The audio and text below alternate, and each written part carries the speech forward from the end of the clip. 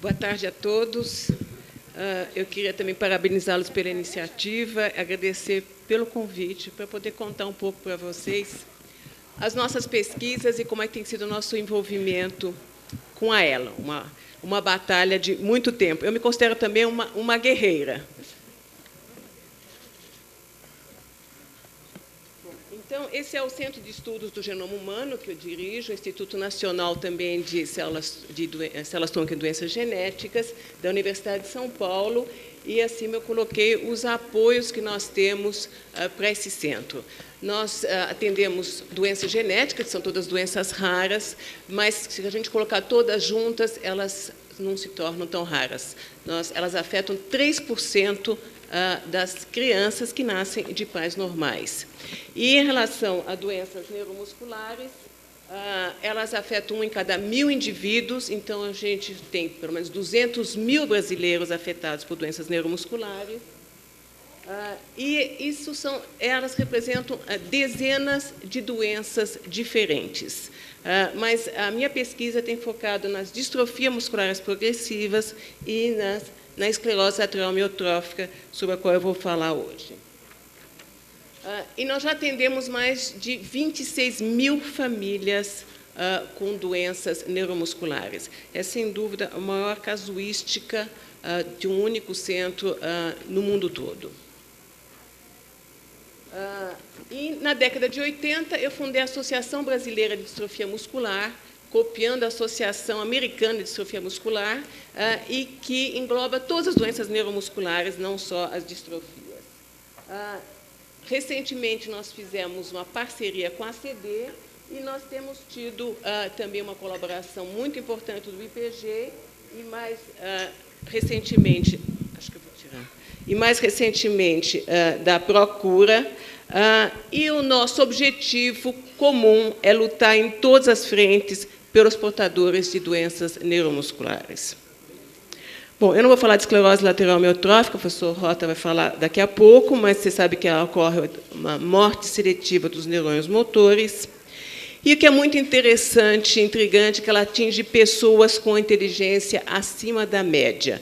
Está aí o exemplo do Stephen Hawking, que é esse cientista famoso.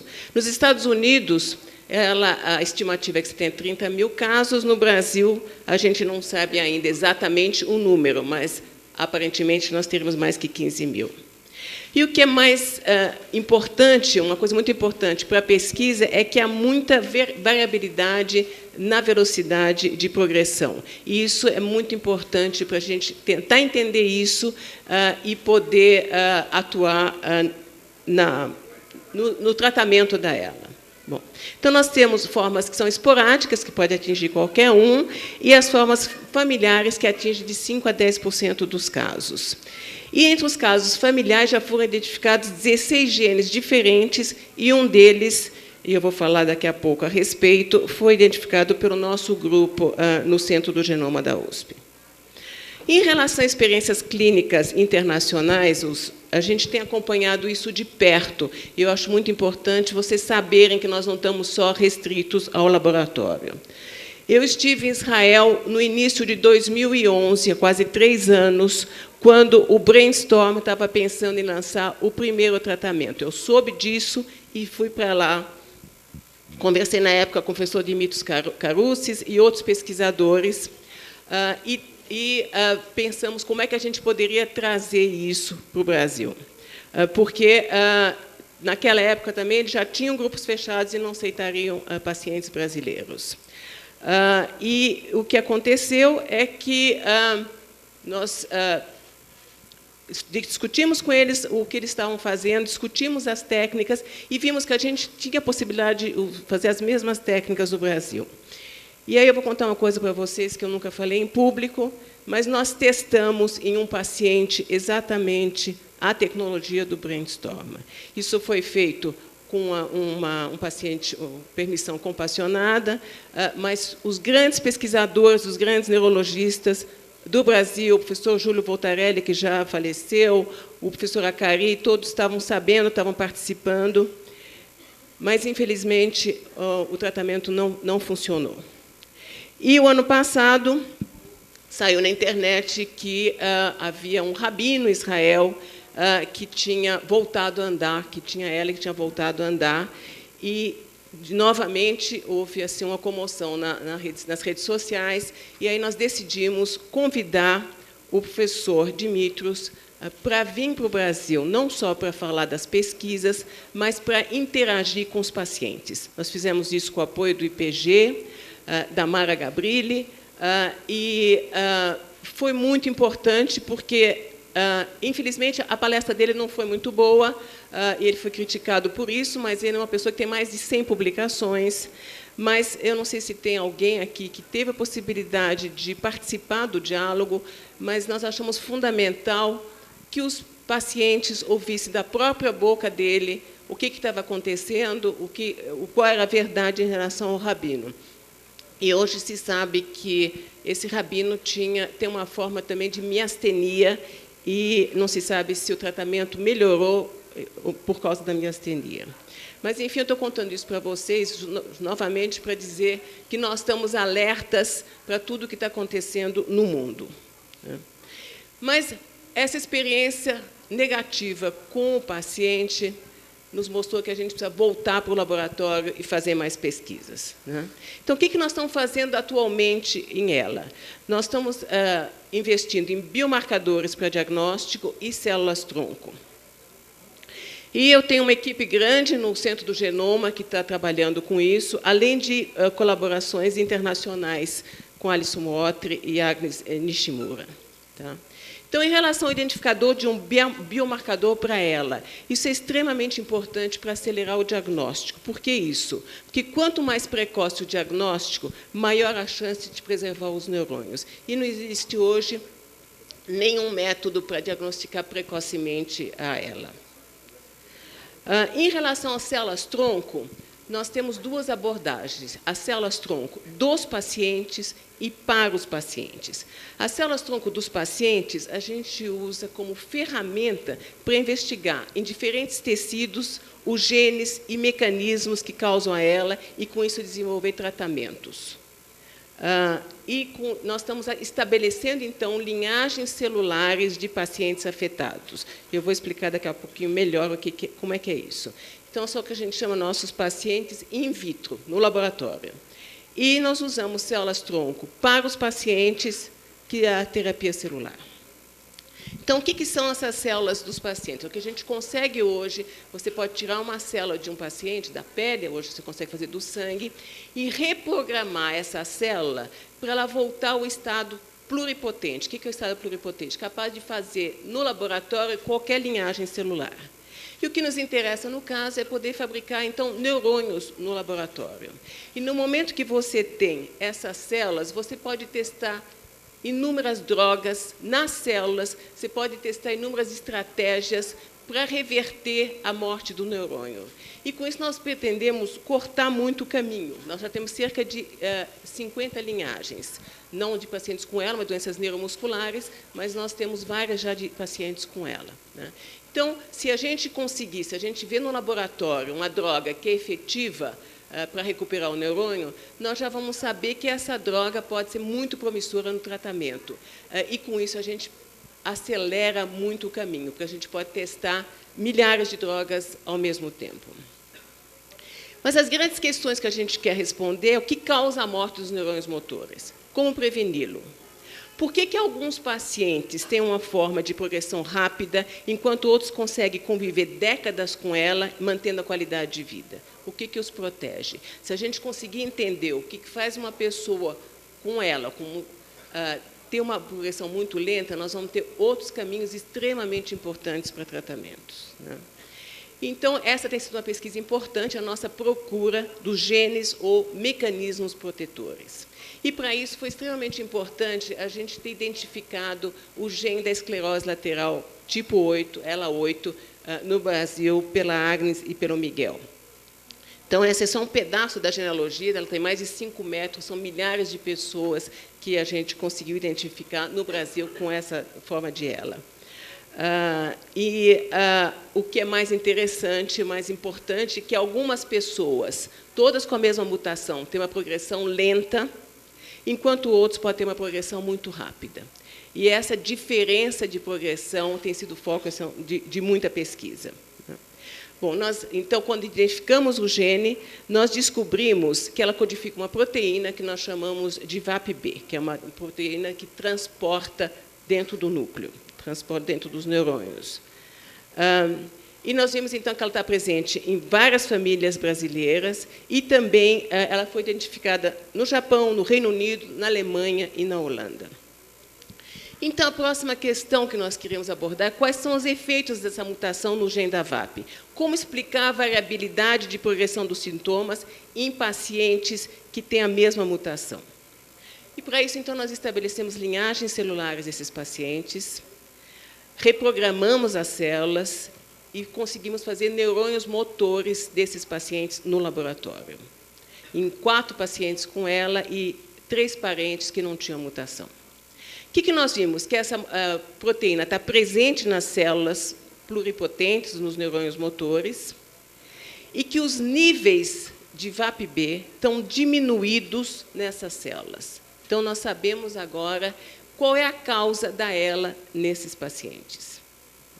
Esse trabalho também foi publicado, e esses trabalhos têm sido muito citados internacionalmente. Bom, mas o que é mais importante, nós vimos que a VAP-B, essa mesma proteína que foi identificada na ELA8, ela está envolvida em outras formas de ELA. Como é que a gente viu isso? Porque foi encontrada diminuição da VAP-B em neurônios de autópsias de pacientes com ELA, outras formas de ELA esporádica. E essa VAP-B também diminui com a progressão da doença no camundongo SOD1. Então, essa proteína hoje tem sido um alvo de muita pesquisa, porque nós estamos vendo que ela é uma causa comum em ela. A nossa hipótese é que, com o envelhecimento, os níveis de VAP-B podem ser cruciais para a variabilidade do neurônio motor. Então, quais são os próximos passos? Nós estamos gerando neurônios motores de pacientes com diferentes formas de ELA e testando diferentes estratégias e drogas para recuperar o fenótipo de neurônios motores alterados. E, como eu falei, a gente, com isso, pretende abreviar muito o caminho para tratamentos efetivos. Em relação à terapia celular com células-tronco em ELA, então, existe um camundongo, que tem uma forma de ELA hereditária, e nós estamos vendo o efeito clínico de células-tronco de diferentes fontes injetadas nesses camundongos. E comparando o efeito terapêutico de diferentes células-tronco. Então, as pessoas têm a impressão, quando a gente fala de célula-tronco, que é tudo uma coisa só. Não é. São muito diferentes, e nós estamos vendo, nós vimos que células-tronco de diferentes tecidos não são iguais, os efeitos podem ser muito diferentes. E um trabalho de um outro aluno meu, Marcos Valadares, mostrou que com células-tronco de diferentes origens, de um mesmo doador, a gente consegue essas células-tronco de cirurgias. Quando ele injetou num modelo de distrofia, não é o modelo de ELA, mas é um outro modelo, de um camundongo que vive só 4 meses, ele mostrou que só tem um tipo de célula-tronco que foi efetivo em aumentar a sobrevida dos animais. Nos outros, nós não tivemos efeito nenhum. E são dados que acabaram de sair e não foram publicados ainda. A outra coisa muito importante, isso eu acho que tem que ser um alerta, sempre está cheio de clínica, sempre que está oferecendo tratamentos com células-tronco. E o que pode acontecer que tentativas terapêuticas não controladas nem sempre são inóculas, elas podem piorar o quadro clínico. Então, o que nós vimos? Que contaminação de células-tronco com fibroblastos, que são células da pele, que são muito parecidas com as células-tronco, elas podem acelerar a neurodegeneração, isso nós vimos em ratos com doença de Parkinson. Então, qual foi a pesquisa? Um grupo de camundongos com Parkinson recebeu células-tronco mesenquimais de cordão umbilical, o outro grupo controle recebeu fibroblastos, e o grupo que recebeu fibroblastos piorou muito. E se vocês olharem no microscópio, essas células são muito semelhantes. Então, é muito fácil confundir se você não tiver um laboratório que possa caracterizar essas células muito bem. Tá? Então, é fundamental caracterizar as células e realizar protocolos de diferenciação antes de injetá-las. Então, nossos próximos passos são repetir esses experimentos em camundongos com ela. E outras pesquisas em andamento muito importante é que a gente não sabe se são as células-tronco em si ou se são fatores liberados pelas células-tronco que estão tendo esse efeito terapêutico. E se for verdade que são os fatores terapêuticos, que são os fatores liberados, isso também vai ser um avanço muito importante, porque enquanto é muito difícil você conseguir um número grande de células-tronco para tratar muitos pacientes, se forem fatores liberados pelas células, aí sim a gente vai poder conseguir uma quantidade muito grande e poder tratar muitos pacientes ao mesmo tempo. Tá? Então, esse é um estudo que está sendo feito em parceria com o Fleury, e são com esses estudantes e pesquisadores. Em relação aos ensaios clínicos, eu tive um novo contato com o Brainstorm, com pesquisadores do Brainstorm, que foram apresentados agora em maio desse ano, e o que eles me falaram é que não estão havendo resultados muito promissores. Então, acho importante deixar isso claro antes da gente entrar nessa aventura. Em relação ao neurostema, os resultados preliminares parecem promissores, mas, se vocês olharem, eles mesmos dizem ainda é muito cedo para dizer. E o outro problema é que eles usam células fetais, células derivadas de fetos, e a gente não sabe se a Anvisa e os nossos órgãos reguladores iriam aprovar isso. Mas, de qualquer maneira, se for o caso, nós vamos brigar por isso. Assim como eu briguei pela votação da Lei de Biossegurança para permitir pesquisas com células-tronco embrionárias, e que foi um marco muito importante nas nossas pesquisas, apesar que só em maio de 2008 foi aprovado definitivamente. Se for o caso, nós vamos brigar para que a gente possa usar essas células também nos pacientes. E a outra coisa que foi falado é a importância na agilidade da importação de reagentes para pesquisas. Tudo isso não pode acontecer, a gente nunca vai ter pesquisas com agilidade se a gente não conseguir importar os reagentes com pressa. Então, essa é uma batalha extremamente importante. Então, eu queria só terminar dizendo que o primeiro trabalho que eu publiquei na vida, eu tinha 20 e poucos anos, foi sobre ela. Né? E eu nunca desisti dessa luta. Vou continuar lutando por ela até o fim, vocês podem ter certeza disso. Né?